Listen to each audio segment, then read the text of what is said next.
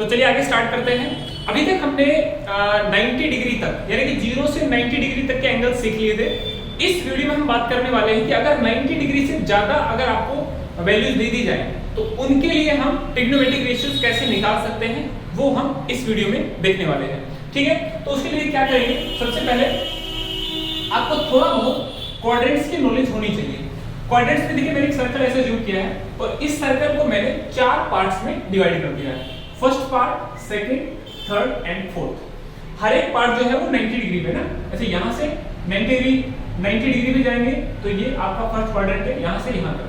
ठीक है, 90 से 180 तक जाओगे तो ये आपका सेकंड क्वाड्रेंट, 180 से 270 थर्ड क्वाड्रेंट रहेगा और 270 से आप 360 तक जाएंगे तो ये आपका फोर्थ क्वाड्रेंट रहेगा। अब इसमें देखिए एक फॉर्मूला आप याद कर सकते हैं। ठीक है, ऑल स्कूल टू कॉलेज, ऐसा कुछ 9th 10th लेवल पे भी हम सीखते हैं। ठीक है ना, क्या था, all school to college. School में आपको यहाँ साइन ले लेना है। ठीक है, तो ऑल स्कूल, यहाँ पे साइन का सिर्फ एस ले लेंगे। ठीक है, टू कॉलेज। ठीक है, अब सोचिए अगर इसमें हमारे सारे के सारे पॉजिटिव है, ऑल का मतलब क्या हो गया, सारे के सारे जो ट्रिग्नोमेट्रिक रेशियोज है हमारे वो सारे के सारे क्या होंगे, पॉजिटिव। अब सारे के सारे में कौन आ गया, साइन आ गया, कोस आ गया, टेन आ गया, कोट आ गया, कोसेकेंट, सेकेंड वगैरह सब आ गए। तो अगर यहाँ सारे पॉजिटिव है तो यहाँ कौन होंगे, तो यहाँ पे साइन पॉजिटिव रहेगा और साइन अगर पॉजिटिव है तो कोसेकेंट तो आपको पता ही है। ठीक है, ये भी पॉजिटिव होगा क्योंकि साइन क्या होता है, 1/cos कोसेकेंट, या कोसेकेंट क्या होता है, 1/cos साइन। ठीक है, तो अगर ये पॉजिटिव है तो कोसेकेंट भी पॉजिटिव। कौन से क्वाड्रेंट में पॉजिटिव है, सेकंड वाले। थर्ड वाले में tan और कोट पॉजिटिव रहेगा। देखिए tan अगर पॉजिटिव है तो कोट तो होगा ही, तो जानते हैं कि कोट क्या होगा, tan होता है। ठीक है, ओके। उसके बाद फोर्थ क्वाड्रेंट में कोस और सेकेंट आपका पॉजिटिव रहेगा। अब देखिए इसके बाद में बस एक फॉर्मूला है जो आप थोड़ा सा याद कर लेंगे तो फिर ये जो आप हायर एंगल से सारे आप निकाल सकते हैं। ठीक है, वो कैसे है वो सुनना। ऐसे मान लो आपको बोल दिया sine of some higher angle, उसकी वैल्यू बताओ। अब हायर एंगल का मतलब है कि भाई वो 120 डिग्री हो सकता है, वो 150 डिग्री, मतलब ऐसे कुछ भी वैल्यू हो सकती है। ठीक है, 270 हुआ, इस तरह से। तो अगर sine of some higher angle आपको निकालना है तो इसके लिए क्या करोगे, ऐसे याद रखोगे हायर एंगल साइन, ये जो हायर एंगल है ये हम एक फॉर्मूले से हम उसको बनाएंगे और वो फॉर्मूला क्या रहेगा हमारा, उसको हम ऐसे लिखेंगे 90 into n and plus minus theta. Okay, अब इसमें कुछ काम की बात सुनिए। ये जो हमारा n है, ये n क्या बताएगा, अगर इसकी वैल्यू 0 हुई या कोई इवन नंबर हुई, अगर इस n की वैल्यू, ये n हमारा कोई इंटीजर होगा, इस n की वैल्यू अगर 0 हुई या कोई इवन नंबर हुई तो यहां पे अगर साइन था तो साइन का साइन आ जाएगा, मतलब ये फंक्शन सेम आ जाएगा। ठीक है, ऐसे लिख देता हूं, सेम आ जाएगा। ओके, अब अगर इस n की वैल्यू कोई ओड नंबर हुई तो क्या कर देना है, यहां जो फंक्शन आ रहा होगा उसका कॉम्प्लीमेंट्री फंक्शन ले लेना है। ठीक है, जैसे यहां अगर साइन है तो कोस, ठीक है, तो ओड आएगा तो उसका कॉम्प्लीमेंट्री फंक्शन चलेगा। ठीक है, लगभग आपको बात समझ में आ गई होगी। एक बार फिर से मान लो इसको रिपीट कर लेते हैं कि अगर ऐसा दे दिया cos of some higher angle बताएं, ठीक है ना, तो क्या कहेंगे, सर अभी तो हमें लिखना आ गया है, कैसे लिखेंगे, cos of some higher angle, तो कोस हायर एंगल इस फॉर्मूले से हम उसको बना देंगे। ठीक है, तो 90 इंटू वही n प्लस माइनस थीटा। ठीक है, एक बार और देख लेते हैं। मान लो आपको ऐसा कह दिया tan of some higher angle बताएं, तो क्या लिख दोगे इसको, tan पूछ रहे तो यहां क्या आ जाएगा, tan it's 90 into n and plus minus theta. ठीक है, ओके। इतना काम करने के बाद बस आगे का काम तो बहुत आसानी से कर देंगे। वही बातें ध्यान रखेंगे, अगर n की वैल्यू 0 या इवन हुई तो यहां जो फंक्शन है वो सेम रहेगा।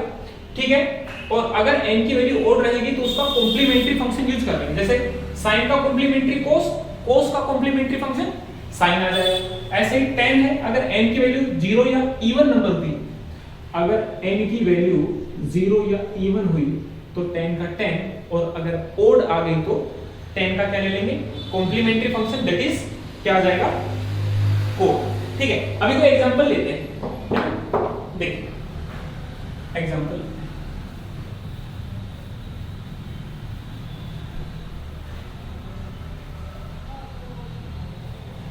मान लीजिए हमें दे दिया गया कि भाई साइन 120 डिग्री की वैल्यू बताओ। ठीक है, तो अभी तो आपने क्या है, बस वैसे फॉर्मूले के अकॉर्डिंग इसको एडजस्ट करो, तो आप कहेंगे फिर इसको हम लिख सकते हैं 90 सॉरी साइन 90 इंटू, मैं इसको देखिए ऐसे लिख रहा हूं 90 इंटू 1 एंड प्लस 30 लिख दिया मैंने। जरा ध्यान से देखिएगा, 90 इंटू 1 प्लस 30 कितना हो गया, 120 बना है ना, 120। यही हमें करना था, मैंने कहा था कि जो हायर एंगल आएगा वो हम इस फॉर्मूले से एडजस्ट कर लेंगे, बना लेंगे उसको। ऐसा हमने कर लिया है। अब आगे का काम तो आप आसानी से कर ही सकते हैं। ये n था, n कैसी वैल्यू है बोलिए, अरे ओड नंबर है, ओड नंबर है तो क्या आ जाएगा, साइन का कॉम्प्लीमेंट्री, दैट इज कोस आ जाएगा। ठीक है, आगे देखिएगा, यहां जो एंगल है थीटा उसको उठा के यहां फिट कर देंगे, कोस थीटा। ठीक है, अब बात आती है कि ये जो वैल्यू आएगी ये पॉजिटिव आएगी कि नेगेटिव आएगी। वो हम जो स्टार्टिंग में बात कर रहे थे कि भाई किस क्वाड्रेंट में कौन पॉजिटिव है वो हमें अब देखना है। ठीक है, अब देखेंगे कि sir sine 120 degree, sine 120 degree कौन से क्वाड्रेंट में है, तो आप देखिए 120 तो मेरे हिसाब से 90 से ज्यादा है और 180 से कम है, तो आप कहेंगे ये तो सर सेकंड क्वाड्रेंट में नहीं आएगा।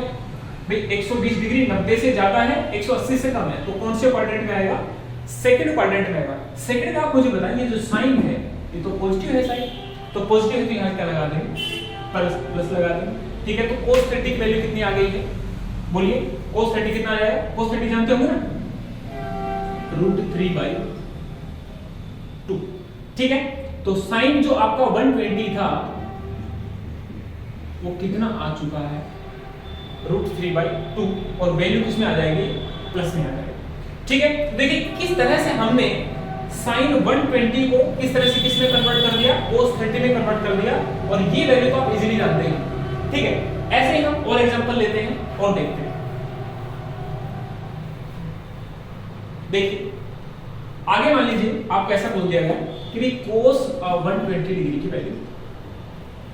ठीक है, तो देखो क्या लिखेंगे यहाँ पे, cos बोलो 90 इंटू 1 प्लस कितना आ जाएगा, 30। ठीक है, चलो इसको ना एक तरीके से और कर लेते हैं, ऐसा हमने लास्ट में किया था, इसको थोड़ा सा चेंज कर लेते हैं, 90 इंटू 2 कर रहा हूं इसको एंड माइनस 60 कर रहा हूं। भाई करके देखो, 90 इंटू 2 180, 180 में 60 जाएगा तो 120 आ तो गए ना। ठीक है, अब जरा देखिए यहां पे n जो है आपके पास कैसा आ गया, तो n आ गया है, बोलिए, अरे इवन नंबर है, इवन है तो कोस का क्या रहेगा, कोस का अगर ये कोस है, अब इसके बाद में यहाँ पे एंगल मैंने कहा कि ये उठा के यहाँ फिट कर देना। अब ध्यान देना, ये माइनस साइन मत उठा लेना, यहाँ माइनस साइन या प्लस साइन कौन डिसाइड करेगा, वो क्वाड्रेंट्स डिसाइड करेंगे कि कोस 120 कहां पड़ रहा है। तो अब तो सिर्फ आपको क्या रख देना है, यहाँ 60 उठा के रखना। अब सर बच गया क्या आपका कि सर वैल्यू जो है ये पॉजिटिव है या नेगेटिव है। तो मैंने बताया कि ये जो वैल्यू है ये पॉजिटिव हो गया, नेगेटिव हो गया, कौन डिसाइड करेगा कि ये जो आपका वैल्यू था cos 120 डिग्री ये कौन से क्वाड्रेंट में है। तो 120 तो फिर वही बात सेकंड क्वाड्रेंट में, और सेकंड के अंदर अब की बात cos की अगर बात करें तो आप कहेंगे सर वो तो है ही नहीं, मतलब वो क्या होगा, नेगेटिव, क्योंकि cos तो कौन से क्वाड्रेंट में पॉजिटिव होगा, बोलिए फोर्थ में, और पहले में तो सभी होते हैं, तो यहाँ पे माइनस ही आ जाएगा, और इसको आप ऐसा लिख सकते हैं। cos 60 कितना होता है, 1/2, दैट इज आपने cos 120 डिग्री की वैल्यू निकाली है, और ये cos 120 डिग्री कितना आ गया है, बोलिए माइनस का हाफ। ठीक है, चलिए कुछ और एग्जांपल्स कर लेते हैं और देख लेते हैं। मान लीजिए ऐसा दे दिया गया 10 कितना 225 डिग्री 10 की वैल्यू बताओ। तो देखिए बस कुछ नहीं, वैसे ही करते जाना है जैसा आपने सीखा है। बोलिए इसको हम कैसे अरेंज कर सकते हैं, जरा सोचो। 225, देखो मैं इसको ऐसे लिख रहा हूँ 90 इंटू 2, 180 तक पहुंच गए, प्लस मैंने कर दिया 45, बोलो बन गया 225। ओके, अब यहाँ पे n कितना आ रहा है, बोलिए कैसा है, इवन नंबर है, इवन नंबर है तो यहाँ पे 10 का क्या रहेगा, 10 रहेगा। मैंने कहा था अगर ओड नंबर आ जाए तो कॉम्प्लीमेंट्री फंक्शन ले आओ, 10 का कॉम्प्लीमेंट्री फिर क्या होता, बोले हुए ओड होता, ठीक है। लेकिन अभी क्या रहेगा, आपके 10 का 10 रहेगा, तो 10 का 10 रख देंगे। ओके, आगे चलो, वैल्यू मैंने कहा था ये तो एज टी उठा के यहाँ रख दो, तो ये हो गया 1045। अब कहेंगे सर अब देखेंगे हम इसकी वैल्यू प्लस आएगी कि माइनस आएगी। अब प्लस और माइनस जो है स्टूडेंट्स वो कौन डिसाइड करता है, तो आप कहेंगे सर ये जो है आपका जो 10 to 25 डिग्री है ये कौन से क्वाड्रेंट में जा रहा है, तो देखो 225, देखिए 225 270 से कम है, 180 से ज्यादा है, तो शायद तीसरे क्वाड्रेंट में आ जाएगा। और तीसरे के अंदर आपका जो 10 है वो क्या रहता है, पॉजिटिव रहता है। तो आप क्या कहते हैं सर, इसको मैं ऐसे लिख दूंगी प्लस, और 1045 कितना होता है, ठीक है। इस तरह से हम जो है हायर एंगल्स आप देख रहे हैं किस तरह से हम निकाल सकते हैं, बहुत ही इजीली निकाल सकते हैं, ठीक है। चलिए एक आध एग्जांपल और देख लेते हैं ताकि एक आध नई चीज आप और सीख लेंगे। देखिए नेक्स्ट लेते हैं, मान लो ऐसा देख लिया,